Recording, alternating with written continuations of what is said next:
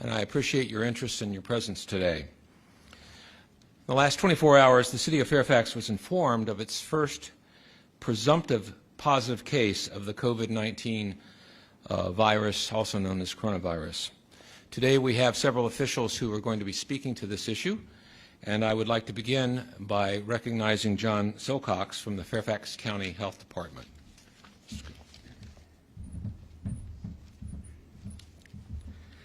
Thank you, Mayor. I'm John Silcox. I'm the Public Information Officer for the Fairfax County Health Department, and I want to welcome you to today's event. We've assembled a team of public health officials here to provide you a status update on those two presumptive positive cases here in Virginia. You're going to be hearing from representatives of our State Health Department, the Fairfax County Health District, and Prince William Health District. We also have a representative from the Director of the Department of General Services Division of Consolidated Laboratory Services with us. And I would also make time at the end to hear from our Chairman of the Board of Supervisors for Fairfax County, Jeff McKay. So as we go through this, we're going to allow those health officials to give you an update on what's happening at the city, county, and state level with this response. And then we'll open it up for some questions at the end for any of the folks here on stage. I just want to remind you that this media briefing is being live streamed on Fairfax County's and Fairfax City's government channels and the Health Department's Facebook page for those who may be viewing at home. Again, we'll take questions at the end. And now I'd like to introduce our first speaker. I'm honored to introduce our State Health Commissioner, Dr. Norm Oliver. Good afternoon, everyone. As Mr. Silcox just mentioned, I am Dr. Norman Oliver, the State Health Commissioner in Virginia. Yesterday, the first two cases in Virginia of the novel coronavirus disease, COVID-19, were identified. A coordinated public health response is already underway. While the risk to the general public is low, the Virginia Department of Health is working with the Centers for Disease Control and Prevention, the Fairfax Health District, the Prince William Health District, and our Department of Defense partners to identify people who had contact with the cases and may be at risk of becoming infected with this novel coronavirus. I would like to sincerely thank our partners for collaborating in this very complex and rapidly evolving situation. Before I turn this over to my colleagues to provide more details, I would like to emphasize that protecting the health and well-being of Virginians is our top priority. The virus is spreading much like a novel influenza virus would. VDH, the Department of Health, has led a very robust and comprehensive pandemic influenza preparedness effort since 2004. VDH successfully responded to the H1N1 flu pandemic in 2009 to 2010, and that work serves as a very solid foundation for the work that we're doing in response to COVID-19. The Virginia Department of Health works with partners across all sectors, including healthcare providers, state and local government, first responders, and many community partners to prepare for and respond to outbreaks and all types of emergencies. For more details on this COVID-19 disease and our response to it, I'd now like to turn it over to our state epidemiologist, Dr. Lillian Peek. Good afternoon, everyone. Testing for the patient at Fort Belvoir was conducted at Walter Reed National Military Medical Center. Testing for the patient from Fairfax City was conducted at the Department of General Services Division of Consolidated Laboratory Services in Richmond, Virginia. Both tests will be confirmed at the Centers for Disease Control and Prevention. Both cases had traveled internationally days before developing symptoms, and the two cases are not related. At this point, there are no signs of the virus spreading in the community in Virginia. As of 9 o'clock this morning, 44 Virginians have been tested for the novel coronavirus. 36 tests were negative, and we are awaiting results on 6 tests. Virginia has been preparing for the possibility of cases occurring in the Commonwealth since early January, when the novel coronavirus was first identified in China. The Virginia Department of Health has been closely coordinating with clinicians, our state lab, and other key partners statewide, so we are able to identify cases early and take action quickly to prevent the spread of the disease to others. Virginia's local health departments across the state are working with their communities to prepare, increase awareness, and encourage prevention. VDH stood up a COVID-19 webpage very early in the response, and we are keeping it up to date with accurate information.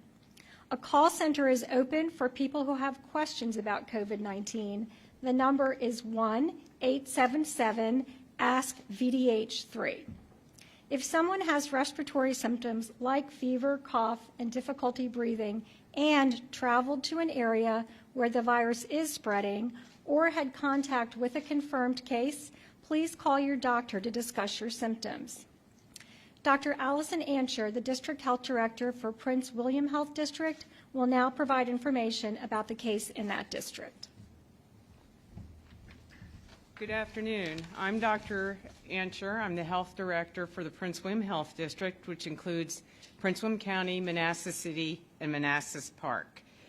As the others have mentioned, there have been 2 presumptive positive cases of COVID-19. The Prince William Health District is coordinating its response with the Virginia Department of Health, Governor Northam's administration, and the Centers of Disease Control. The Virginia Department of Health and the Prince William Health District are supporting the public health entities of the Department of Defense. We are working on the contact investigation in our district for those who are not on Marine Base Corps Quantico, and we will be coordinating with the other jurisdictions which may have some contacts to that case. Most importantly, we have exercised previously with Marine Base Corps Quantico in the past for various public health events, in particular for H1N1 response. So we feel that we have a nice coordinated relationship with the Marine Corps base and are prepared to help them respond. We are working around the clock, as you can see from the bags under my eyes, as the public health issue continues to develop and we learn more. The Prince William Health District is working on taking all measures, of course, to protect the health of the residents of not only our community, but of the state of Virginia. Finally, despite these 2 major developments, there are 2 action steps Virginia can do during this time. Taking simple precautionary measures to prevent the spread of this virus through their community, and relying on the VDH and CDC website for the most accurate information. Next is Dr. Gloria Adiensu. She's the Fairfax County Health Director, and she will provide information on what's happening in Fairfax right now. Thank you, Dr. Ansher. Good afternoon. I'm Gloria Adiensu, Director of Health for Fairfax County. The Fairfax Health Department serves the Fairfax Health District, which is comprised of Fairfax County and the cities of Fairfax and Falls Church. As Dr. Oliver stated earlier, a Fairfax Health District resident has tested positive for COVID-19 through testing conducted at Virginia's Public Health Lab, DCLS. Again, this is a presumptive positive result, which means that the CDC will be confirming the test results. The individual is a Fairfax City resident. And while we await confirmation of the test result, we are taking public health actions and are working closely with our city, county, and state partners to monitor the patient and identify any close contacts who may have been exposed and would require testing or monitoring for symptoms of COVID-19. Fortunately, the individual had limited contact with others while ill, and therefore the risk to the general Fairfax community remains low. Next, Dr. Ben Schwartz, who is a medical epidemiologist and Director of Population Health and Epidemiology at the Fairfax County Health Department, will provide specifics about the case.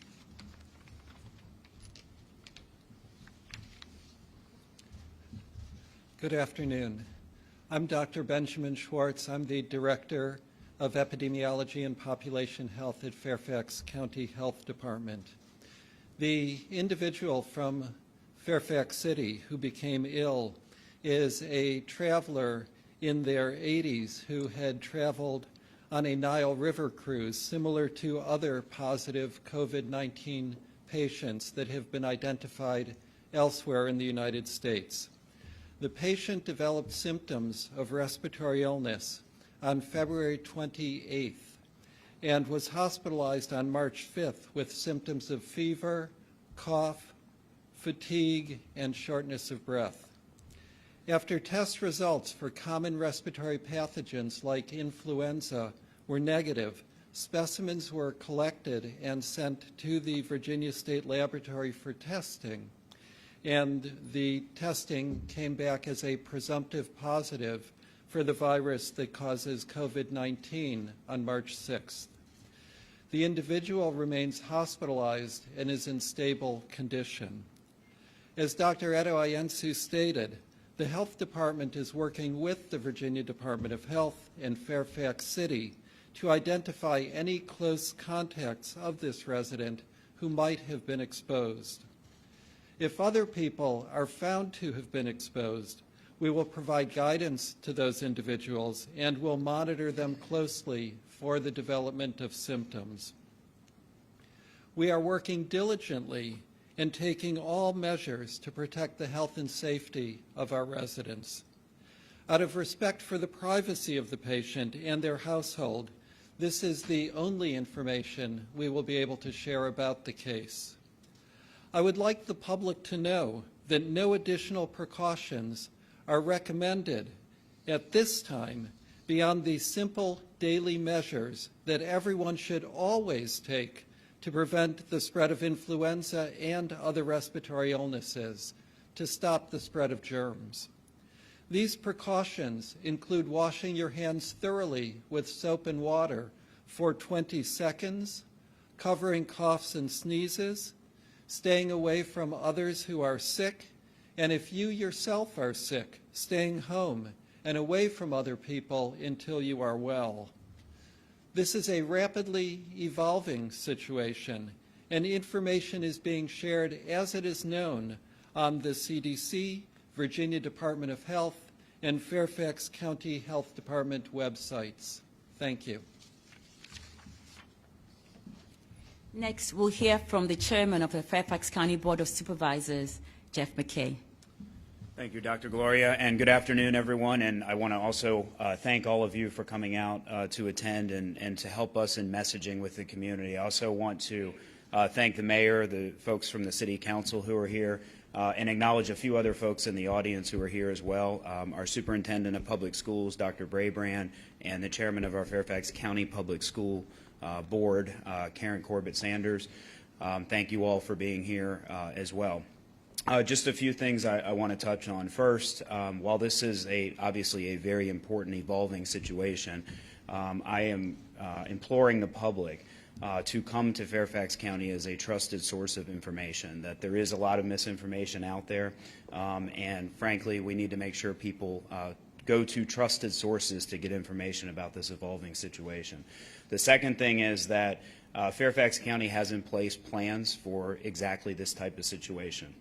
As you might expect, we're a well-resourced county, and we have sophisticated plans to deal with this type of epidemic in place that have been in place for over a decade. And so we are ready to deal with whatever comes our way, and we want to make sure the public has that confidence. And lastly, and probably most important, is that no one should panic.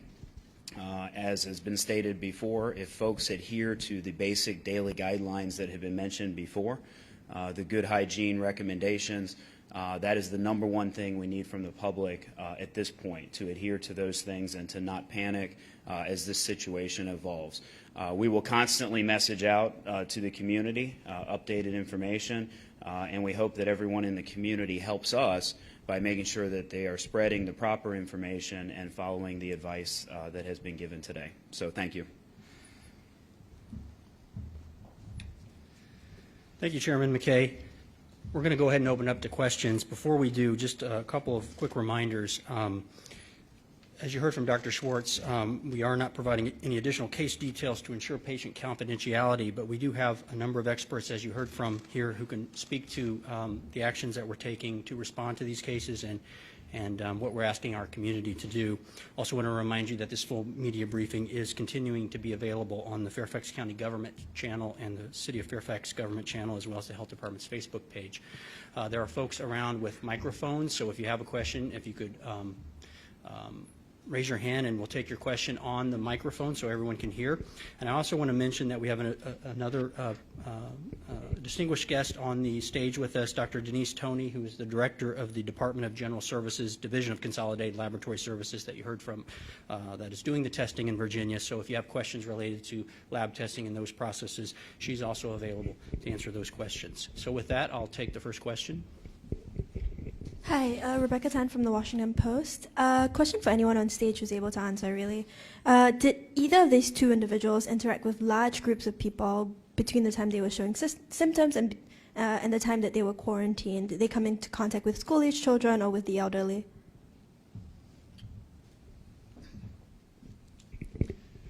In terms of our Fairfax City resident, the number of contacts that they had is very limited. We are currently investigating those contacts in the locations where significant exposure may have occurred and therefore where the virus may have been transmitted. But the number is limited, and we are reaching out to each of those contacts, finding out more information about the exposure, and then we will provide guidance to them based on that exposure.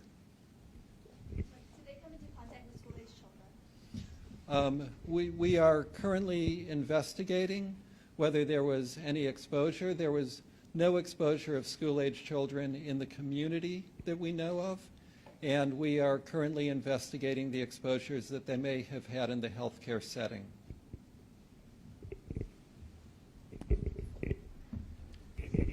Hello, my name is Chang Lee. I'm a reporter from the Korea Times. I'm a little bit late, so I didn't hear the information. I want to know where the patient is now located, how he is taken care of, and then people want to know, some people thinking about whether, Fairfax County school thinking about the online education or not. Thank you.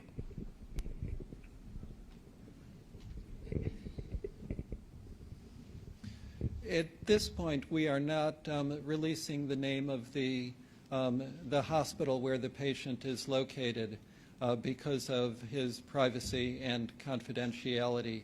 What we can say is that the patient is in stable condition and is not in intensive care.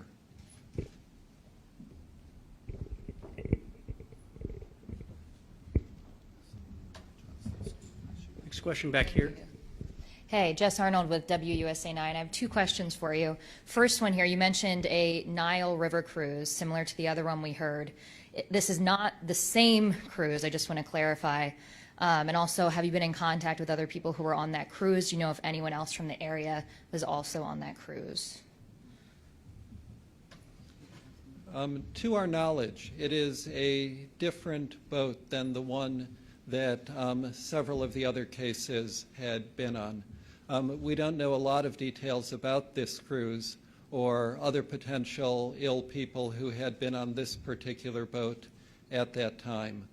We also don't know of any other residents in Fairfax County who were on that cruise other than the spouse of the patient. Okay, the spouse, and is the spouse of the patient showing any symptoms? They are being tested right now. They are not showing symptoms of COVID-19. Okay, and one more question for you while I have the mic. Are you closing down any public facilities or shutting down any events or anything like that in light of this news? It's important to emphasize that the exposures occurred overseas. There were very, very limited exposures between the time the individual became ill and when he went to the hospital, and therefore we don't believe there is substantial risk in the community, and we are not recommending that any events be canceled or any venues be shut down. Hi, Katie Kairos from ABC7. I had a question on the Marine patient. So I wanted to ask, he was living at Fort Belvoir. Is there any more information about the official business that he had been on and the dates of when he was ill? He is not living in Fort Belvoir. He is getting care in Fort Belvoir. He lives on Marine Corps Base Quantico. He developed symptoms on 2/14 and returned to the United States on 2/17. Again, this is an instance, we believe, of travel-associated COVID infection, not locally transmitted.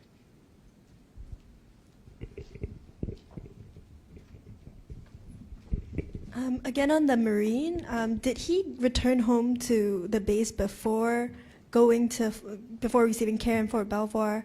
And secondly, within Fort Belvoir, has he been moved anywhere, or has he been in a medical facility? To be honest with you, I can't comment on his care at Fort Belvoir. This is a Department of Defense individual. We are the supporting agency.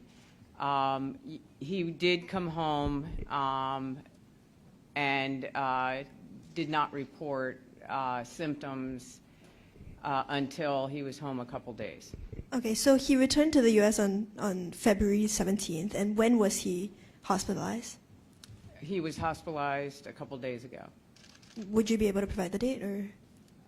I don't know the date offhand, exact date offhand.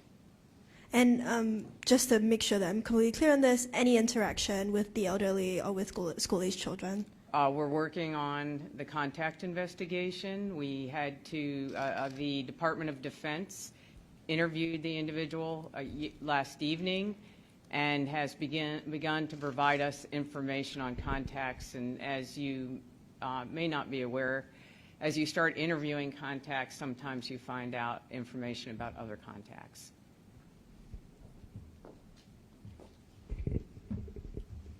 We have a question in the back.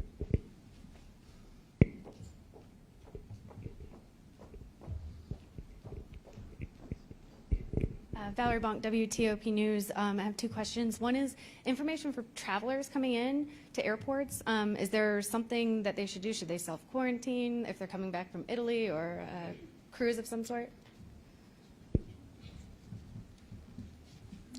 So the CDC is monitoring the situation globally, and they have set up a website, or on their website for COVID-19, they're issuing travel alerts.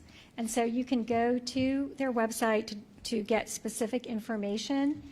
It depends on whether the patient or the traveler is returning from a country that has a level 3 travel alert versus a level 2 travel alert. There are specific recommendations, and those countries are changing. So I think the best thing to do is to go to the website and get the most current information. Great. And my other question is, people who are panicking, and what should people do to avoid infection? What should they actively be doing right now? So the most important thing right now in Virginia, because we do not have any signs of COVID-19 spreading in our communities here, is to stay tuned to what's going on. Make sure that you have accurate information. There is a lot of misinformation out there, so get your information from a trusted site with accurate information like VDH CDC or Fairfax County. So that's most critical. Just keep up to date with what's going on. And as we've said, there are simple measures that you can take to prevent the spread of respiratory diseases, including COVID-19, and that's hand washing, making sure that you're covering your cough, staying home if you're sick.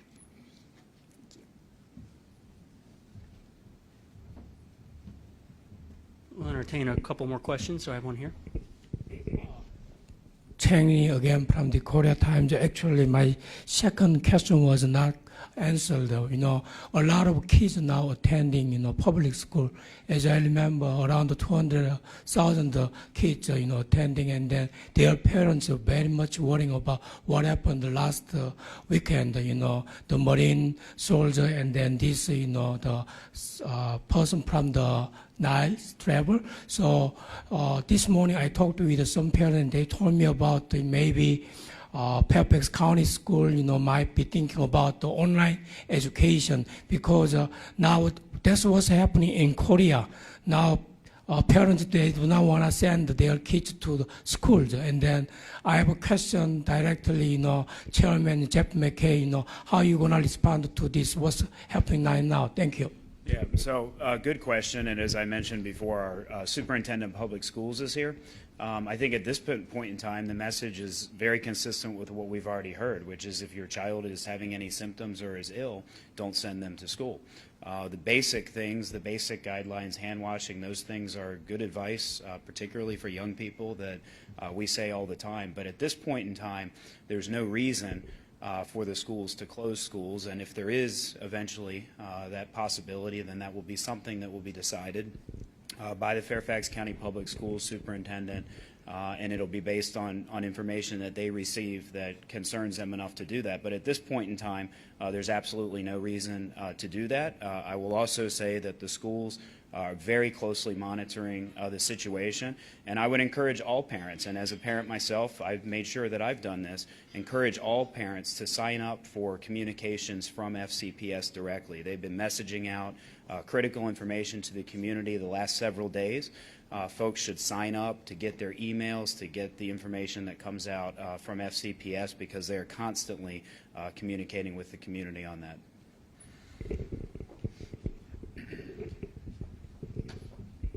More question up here. Sorry for the many questions. I'm wondering if someone could confirm the name of the cruise that the individual was on. There are several sort of different reports of different cruises. There were 3 individuals in Maryland who were also on a cruise on the River Nile. So really just trying to be as specific as possible here. So I think the information we provide is as specific as we can be at this point in time. We do need to balance the need to protect the patient's confidentiality, as well as determine if additional information warrants releasing more information based on the contact investigation, then we would do so. But at this point in time, the information that we've released is all we would provide at this point. We'll take one more question. Yes. Fairfax connection. Can you say at all whether the Fairfax City resident is a male or a female? So I think we identified that person as male, but we are trying to limit information about that individual because obviously we do want to protect patient confidentiality, and we're trying to do that in accordance with how other public health departments are handling these case investigations. So this will be the final question. Thank you. How many test kits does the state of Virginia currently have? Are more on the way, and does it have enough supplies at the moment? Thank you for your question. Again, I'm Dr. Denise Toney. I'm the director of the Department of General Services Division of Consolidated Laboratory Services. Currently, we have 2 test kits in-house, and we have kits already ordered and en route. Hopefully, we will be receiving them next week. We are estimating that each kit can test approximately 150 to 200 patients. The number of patients that is tested depends on the number of specimen types that are submitted, and also if repeat testing needs to be done. So that number is a fluid number, but that's a good ballpark range. Correct. We have more kits on order, and the availability of kits will dictate how many kits we will be able to receive at one time.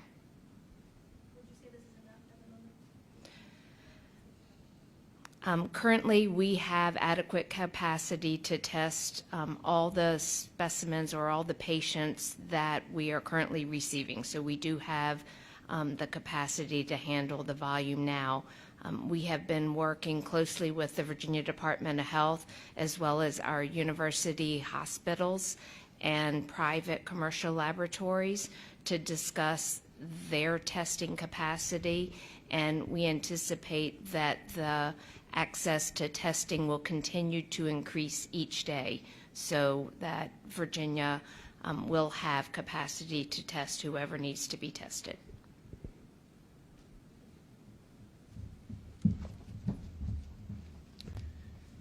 So with that, I'd like to turn it over to Mayor David Meyer to close us out. Thank you. I want to thank all of you for being here today. This is a very serious health crisis, but I hope that by the conversation that has ensued this afternoon, all of you will have the confidence that the risks to our general population is extremely low at this time, and that the sources of accurate information are robust, and they're being updated daily, if not more frequently. And I encourage all residents to avail themselves of those sources of information and to follow the best practices that we've discussed. With that, I want to thank my colleagues from Richmond and from the Fairfax County for being here. I hope that their presence today will give you confidence that your leadership and especially the professionals in the state and local government are on top of this situation. So thank you very much for your presence today and for all of you being here.